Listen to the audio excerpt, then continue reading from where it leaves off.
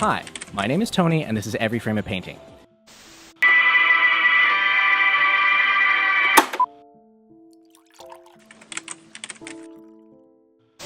Persuasion isn't all about logic. In fact, I would argue that it has more to do with how you can appeal to the interests of your audience than the actual content of your argument. There's perhaps no one better to exemplify this than the Nerdwriter. His videos are so compelling that they can convince you to care about a topic that you know nothing about. First, let's take a look at the main action of the scene. So much hits you right away. Maybe the first thing you see is the little girl, Margaret Teresa, the then only living child of the king. Or maybe you see that mirror showing reflected images of the king and queen themselves. Or maybe the first thing that stands out to you is that 6 of the 9 characters represented here are staring beyond the picture plane, which is to say, at you. When the Nerdwriter makes a video essay, he introduces a unique thought, an idea that can stand on its own. What you're about to experience is Schadenfreude in the Kuleshov effect, weaponized intertextuality, burlesque, nostalgia, demythologization, and reaffirmation. Then carefully, he ties it into a subject, whether it's film, art, politics, or whatever. Schadenfreude is a feature of in-groups and out-groups in competition. It should be no surprise that it festers in our political parties, where the victory of one side almost always means a defeat of the other. This keeps things fresh. In almost every video, he introduces his audience to a topic they can relate to, though are likely not familiar with.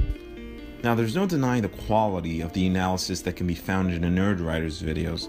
However, there are countless informative videos on YouTube. The true appeal of his content has less to do with what he says, and more so the style in which he delivers his message. Specifically, he's able to use a combination of sounds and visuals to create an effect that doesn't simply tell you what he's talking about, but he shows you. He shows you through the emotional reaction he's able to evoke. Of course, you probably don't feel disoriented. It's a disorientation that Vernon doesn't want you to notice, just like you might not have noticed that I changed the direction of the snow. I think, in fact, he wants you to have the opposite feeling, that the song is inviting you somewhere that feels strangely like home.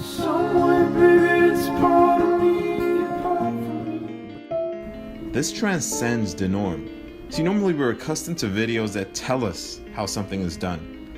The Nerdwriter goes a step above that and replicates the effect he is describing in the video itself. This makes his video not just an analysis of a piece of art or an explanation of a phenomenon. It makes his video an art form within itself.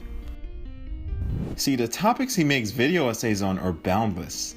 They include everything from nuclear warfare to comic books, and yet he speaks with a real command of the material. 2012 game called Journey. You play as a robed figure in the desert, moving slowly, gracefully, wordlessly toward a shining mountain in the distance. The goal is singular, but gradually informed by traces of a faded civilization that you discover along the way. The gameplay, the music, the symbolism of the culture that was lost puts you in an emotional space unique to all other forms of media. Reaching the mountain is like an apotheosis, and like the apotheoses of art, it is the kind that life itself is incapable of sustaining. Contained in this game is a meditation both on the unspoiled image of what we want and its profound, unsatisfactory reflection, what we are. And this is after he explains that he isn't a gamer, but yet he masterfully paints the picture and describes the true essence of what it's like to be immersed in the world of gaming. So this is indicative of how he operates. So no one's an expert in every topic, and a Nerdwriter is no exception. But his ability to convey the human experience in whatever form it takes in such nuance is nothing short of expertise. The Nerdwriter is many things. It's passion, it's high quality, it's originality, it's fun, it's deep, it's confidence, it's humor, it's being outspoken despite the possibility of being ridiculed. The dirty secret about sexism, racism, homophobia, prejudice is that it's pleasurable. It's pleasurable to assert your dominance within a hierarchy you create. It's pleasurable in the same way that winning at a sporting event is pleasurable. The feeling of being a winner, of bettering someone. Now, not everyone is fond with his content. Many find his delivery style pretentious and undeservedly grandiose. But this topic by nature is subjective. But at least the Nerdwriter tries to create something impactful. I had a blast making this video. I spent hours watching, rewatching, and analyzing the Nerdwriter's analysis.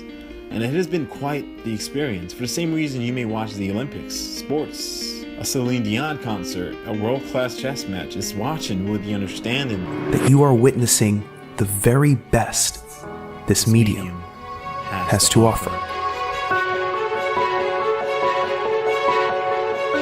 Everyone furtively understands that life is meaningless, despite what they profess to believe in public, and that a moderated submission to this chaos is, in fact, profoundly healthy.